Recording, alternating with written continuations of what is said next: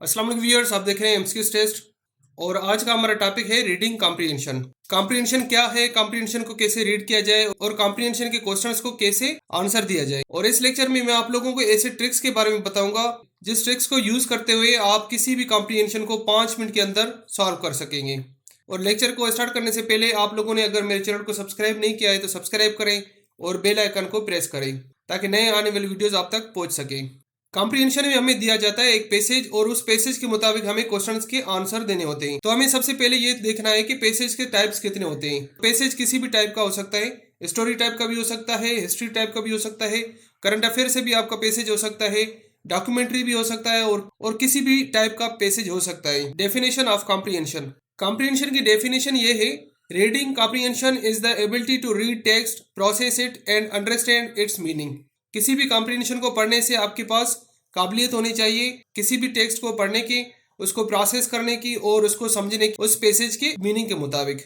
तो हम देखेंगे कॉम्प्रिहेंशन के कौन कौन सी कैटेगरीज हैं, या ऐसे भी हम कह सकते हैं कि कॉम्प्रिहेंशन किस टाइप के हो सकते हैं। एक कॉम्प्रिहेंशन का टाइप ये हो सकता है कि एक पैसेज होगा, उसमें आपसे क्वेश्चंस पूछे जाएंगे, उस क्वेश्चंस के मुताबिक आपको आंसर्स देने उस पैसेज में से।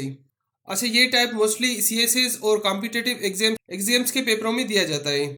दूसरा टाइप है एमसीक्यूज बेस। एमसीक्यूज बेस का भी आपको कॉम्पिटिशन दे सकते हैं और एमसीक्यूज बेस में एक क्वेश्चन होगा और क्वेश्चन के मुताबिक आपको ऑप्शन दिए जाएंगे और उस ऑप्शन में से आपको करेक्ट आंसर सेलेक्ट करना है।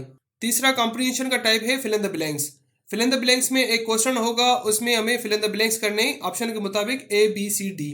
और हम इस लेक्चर में दो टाइप के कॉम्प्रिहेंशन कवर करेंगे, एक एमसीक्यूज बेस और दूसरा fill in the blanks type.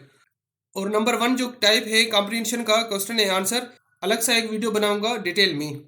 तो सबसे पहले हम समझने की कोशिश करते हैं कॉम्प्रिहेंशन का type number 3, fill in the blanks. एक पैसेज होता है और उस पैसेज में से एक सेंटेंस या एक क्वेश्चन लिया जाता है जिसमें आपको फिल इन द ब्लैंक्स करने हैं ऑप्शन के मुताबिक, ABCD के मुताबिक।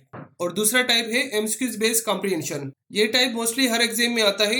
इस कॉम्प्रिहेंशन में एक पैसेज होता है और उस पैसेज को पढ़ने के बाद आपसे कुछ इस तरह क्वेश्चंस पूछे जाते हैं और इस क्वेश्चंस के आंसर्स एमसीक्यूज टाइप होता है और ये कंप्लीट क्वेश्चंस आपसे पैसेज से ही पूछे जाएंगे।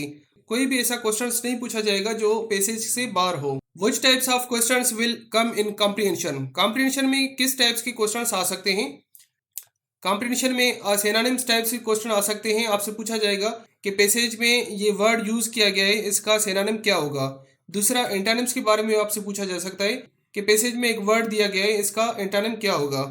फ्रेज के बारे में भी आपसे पूछा जा सकता है कि पैसेज में ये फ्रेज दिया गया है, इस फ्रेज का मीनिंग क्या होगा या इसकी डेफिनेशन क्या होगा।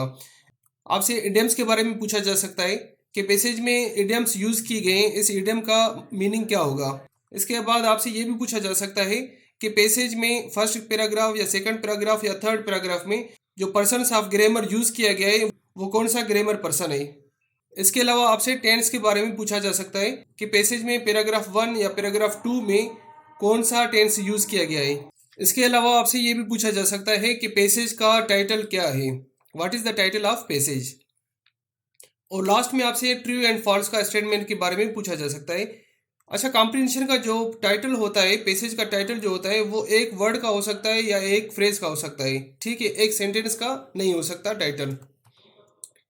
What should do first. हमें सबसे पहले क्या करना चाहिए। Read the complete passage. हमें पहले कंप्लीट पैसेज पढ़ना चाहिए या हमें सबसे पहले सारे क्वेश्चंस केयरफुली पढ़ने चाहिए।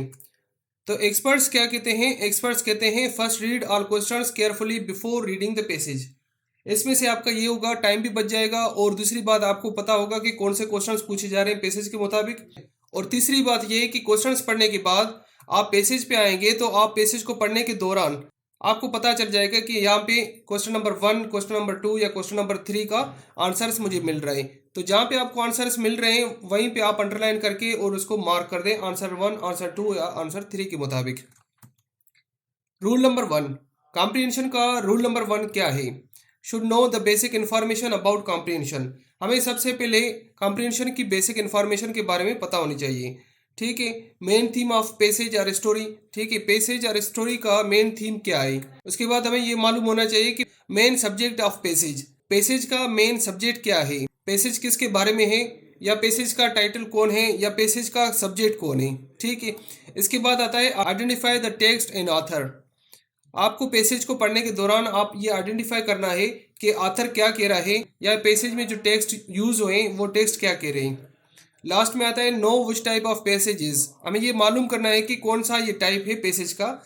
ये पॉजिटिव टाइप का पैसेज है या नेगेटिव टाइप का पैसेज है या पॉजिटिव नेगेटिव टाइप का पैसेज है। ठीक है, इन तीनों में से एक टाइप का पैसेज हो सकता है। आप तो रूल नंबर 2 कॉम्प्रिहेंशन का, वाइल रीडिंग पैसेज कॉम्प्रिहेंशन। ठीक है, पैसेज या कॉम्प्रिहेंशन को पढ़ने के दौरान आप ये गलतियां नहीं करें। कौन सी गलतियां? Don't translate into Urdu. आपको पैसेज को पढ़ने के दौरान आपको ट्रांसलेट करने की ज़रूरत नहीं है। आपको एग्जामिनर ट्रांसलेशन करने के लिए आपको नहीं कहा गया है कि इस पैसेज को आप ट्रांसलेट कर दें उर्दू में। और दूसरी बात यह है कि ट्रांसलेट करने के दौरान आपका टाइम भी ज़ाया हो जाएगा। उसके बाद don't use your prior knowledge while reading the passage. किसी भी पैसेज को पढ़ने के दौरान आप अपना नॉलेज उसमें ऐड ना करें। ठीक है। तीसरा जो है avoid regressive reading. Regressive reading से अवॉइड करें। चौथी चीज़ ये है don't give lengthy answers.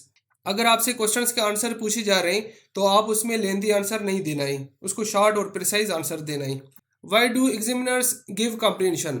Examiners क्यों कॉम्प्रिहेंशन देते हैं? To test the precise and thoroughly understanding of the passage. वो टेस्ट कर सकें कि आप पैसेज को किस तरह समझ रहे हैं, मुकम्मल और प्रिसाइज तरीके से। दूसरी बात ये, reading comprehension means to understand the passage and answer the questions asked from the passage. Reading comprehension का मतलब ये है कि आप पैसेज को समझ सकें और उसके क्वेश्चन के आंसर दे सकें पैसेज के मुताबिक।